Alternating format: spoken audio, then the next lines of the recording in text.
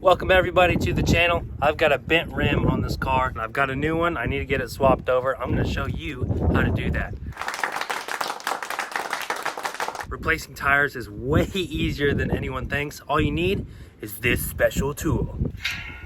Okay, it's not very special. It's literally just a metal ramp.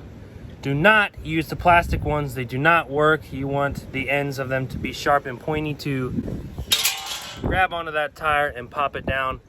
Then a couple pry bars to finish the process. So let's jack this car up, take the wheel off, and then I'll show you how to do it.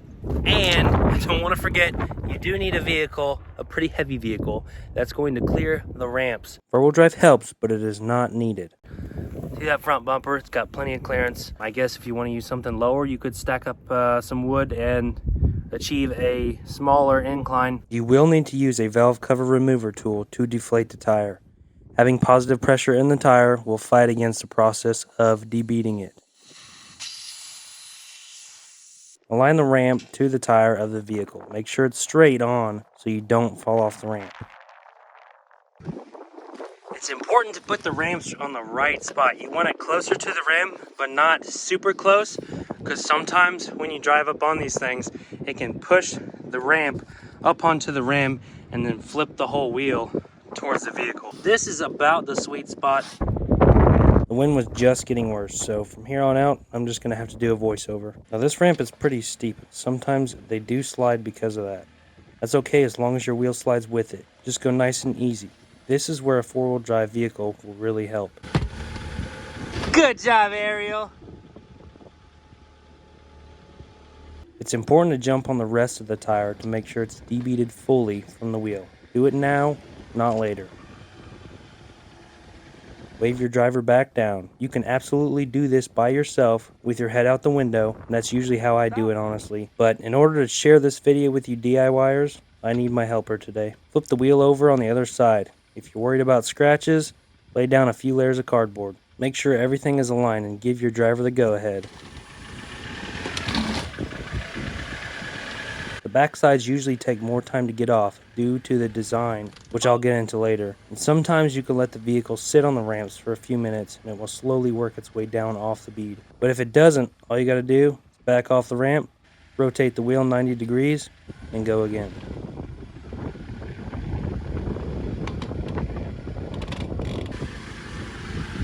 This one's getting pretty close. Sometimes the jumping method will set it free. Still didn't want to go, so I had to turn that baby another 90 degrees. All right, this one's it. I think it's off. Shut it down! Shut it down! Okay, here I've got my replacement wheel, and I'd just like to explain how this little taper works in aiding the removal of a tire. Let's just pretend that this is the inside of the tire. This is the bead. It's pretty much the same as the circumference of the wheel, and I cannot get it on this way. So we're going to utilize this tapered edge to kind of cheat the system and make it fit on there like that. If I take this lip down here, push it in the groove, then we've got so much room over here to stretch it off and take it off that way.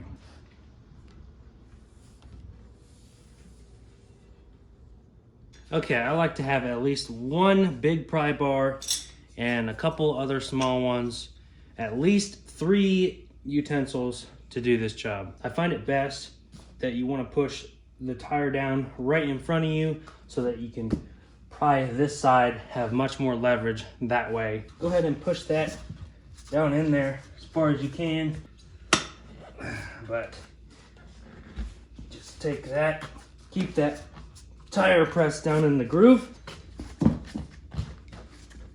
There we go. This one's so stiff.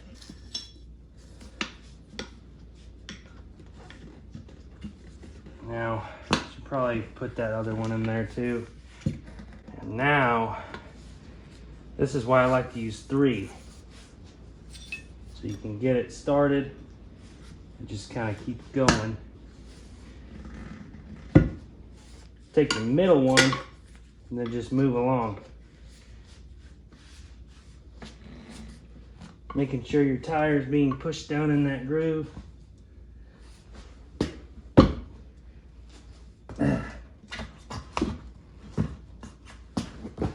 Like that. The more tire you get over the wheel, the easier it's gonna be. That's probably the hardest part. At first you want to take small bites, and then you can get larger as you go around because there's not as much force. Flip it over, and you can really see that wobble dent there. Keep it in that groove from the back side here, like that. Take your big pry bar, peel it out of there little by little. Once you get it, it'll come off of there pretty easy. Not that. There we go. Now when getting the back of the tire off of the front side, you really want to put leverage on here to push the wheel up. If it's going to want to fall down, it's going to be even harder to pry out of there. And once this thing sits up pretty high, essentially you can just pull it right out of there, just like that.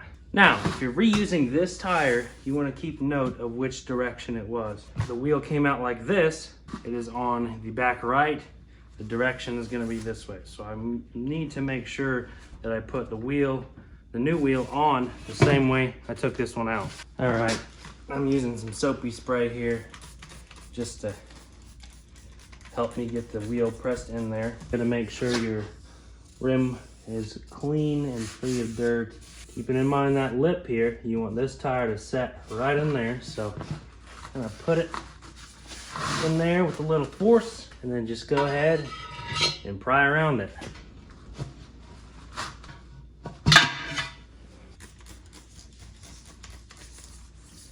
All right, just like I've been saying this whole video,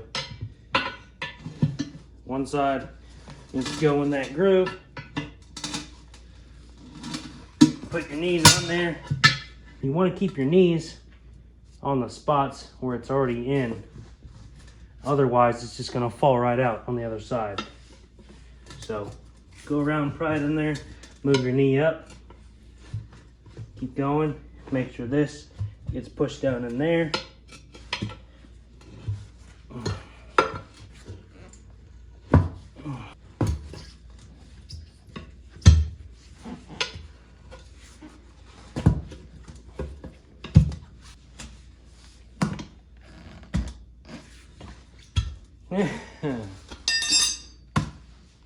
If you're not afraid to tackle something like this, I do this all the time. So in the long run, it's going to save me a lot of money than taking it somewhere over and over and over again. The only thing is I cannot balance the tires. Now when seating the bead, you really want a big old air compressor. The faster it goes in, the better it is. Some pop right on, some you need a hell of a lot of work to do. If I'm having trouble with one, I put grease all around the inside of the wheel on the bead, and that seems to help try and seal it. Once this tire is fully put on the wheel, it is time to go ahead and pop that valve core stem in there, tighten it down. We're gonna need that when we're trying to seat the bead. Okay, another thing when trying to seat the bead, you see how this is down in there and this is pretty much up on the bead?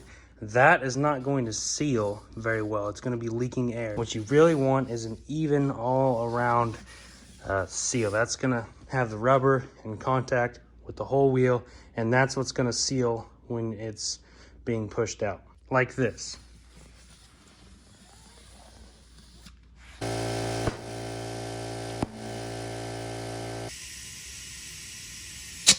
And that's pretty much it. Set your pressure, put your wheel back on, and you're done.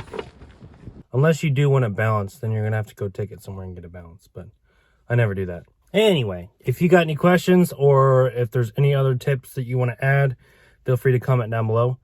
And on that note, I appreciate every single one of you guys. Thank you for watching.